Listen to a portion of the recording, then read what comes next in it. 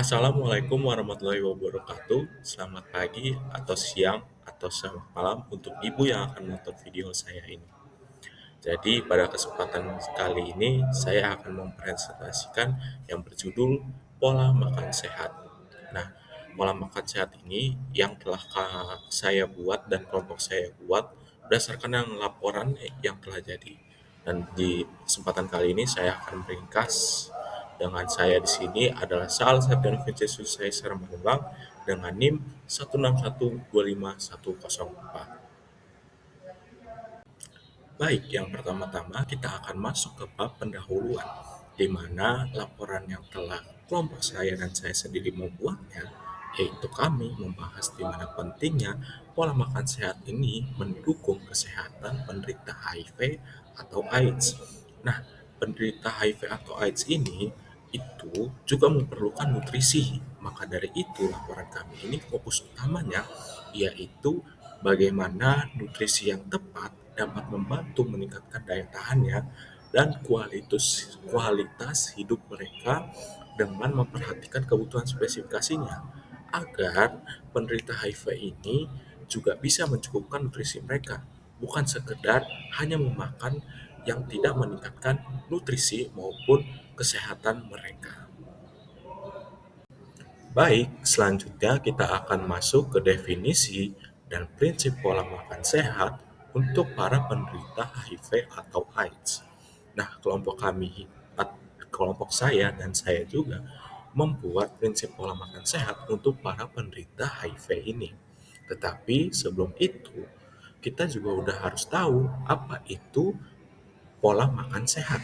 Nah, pola makan sehat itu sendiri adalah pengaturan asupan makanan yang seimbang dan mengandung nutrisi penting untuk memperkuat sistem imun tubuh kita ini.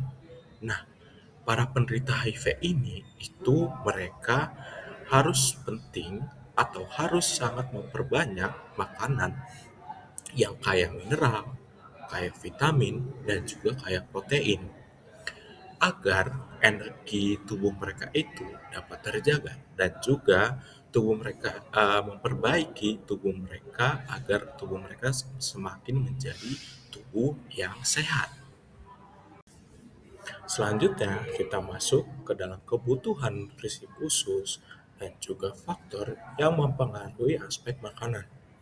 Nah, para penderita HIV ini mereka itu membutuhkan protein yang lebih tinggi, nutrisi yang lebih tinggi, dan juga mikronutrien dibandingkan dengan orang biasa. Kenapa seperti itu?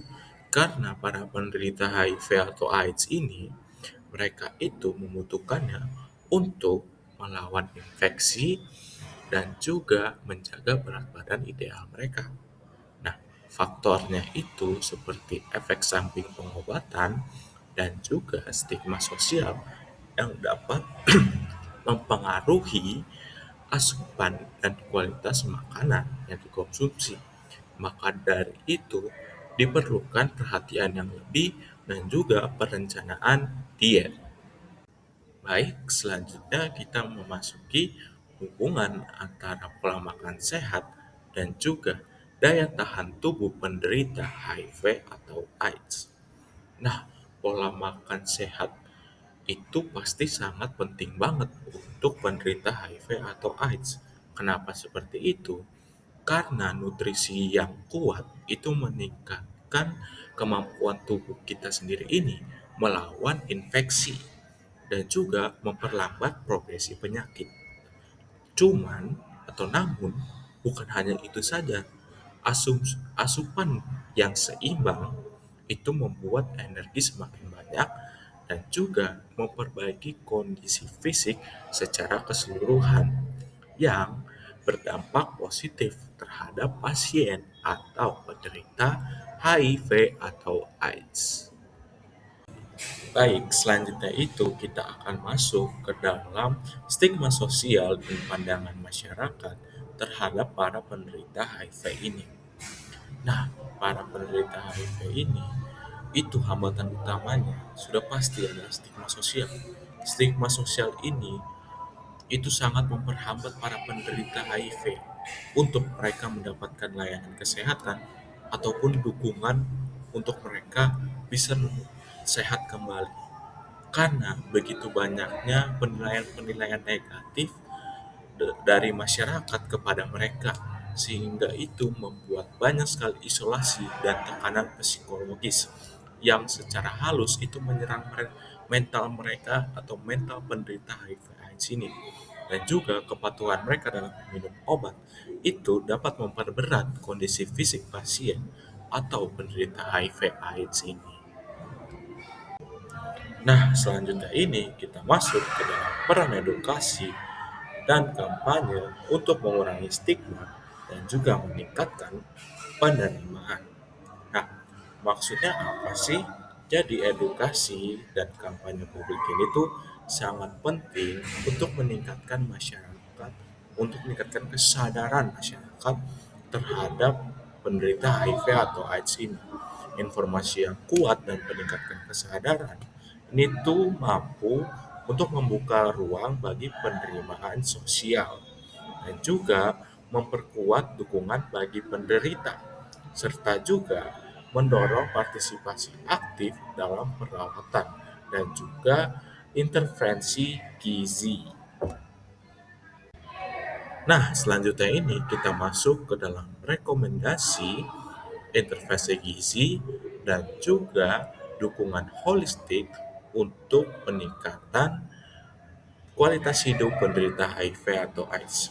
Nah, jadi kelompok kami ini itu juga membuat rekomendasi intervensi gizi dan juga pendekatan holistik agar para penderita HIV ini hidupnya bukan di situ-situ aja, tapi kualitas hidupnya itu semakin meningkat.